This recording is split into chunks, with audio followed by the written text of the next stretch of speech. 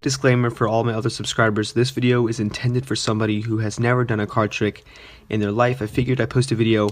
I know summer's coming up, so I know people are going to be looking up, how to do card tricks, and if they don't know where to start, it could be a hassle. So this is for somebody who has never done a trick in their life and they want to know where to start. So this trick is pretty simple, but the end effect is really good and it has a lot of moves in here that you guys are going to need to learn. So let's say you could have the spectator shuffle up the deck, and then what you could do is you could tell them, let's say we take the top card, in this case the 5 of clubs.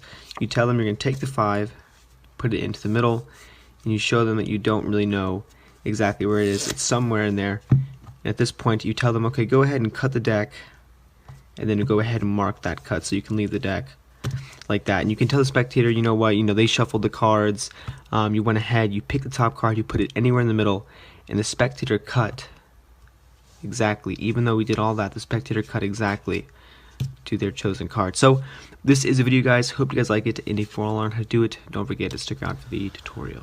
Alright, so like I said, it was really basic. For all you beginners out there, this shouldn't really look too intimidating. This move is only made up of really two sleights, and they're pretty easy, and you can use these in a lot of different tricks. So to begin, the first thing you want to do is you could have the spectator shuffle up a borrowed deck or anything.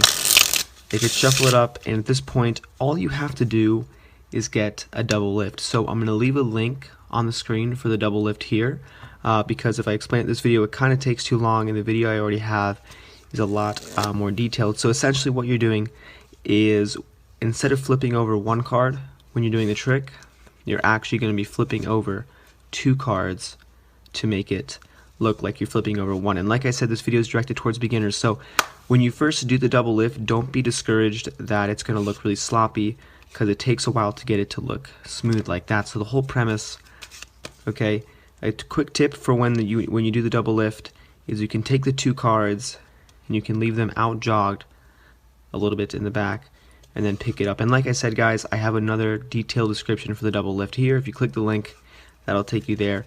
And now once you do the double lift, you can take it and take their card, in this case the Jack of Diamonds. When you do your double lift, you're putting that 10 or that indifferent card into the middle, and their card is still going to be on top. So at this point, their selected card, whatever it's going to be, is still going to be on top of the deck. So that way when you have them, you say, look, I have no breaks, I have no idea where the card is. And what you want to do is, if you know how to shuffle cards, you can keep that selected card on top by ending the riffle with your right hand. So that's a little bit more advanced, even though it's kind of beginner just for you guys. The whole thing here is the card stays on top, and then what you do is when you cut the cards, you're going to tell the spectator, okay, cut the cards anywhere you like.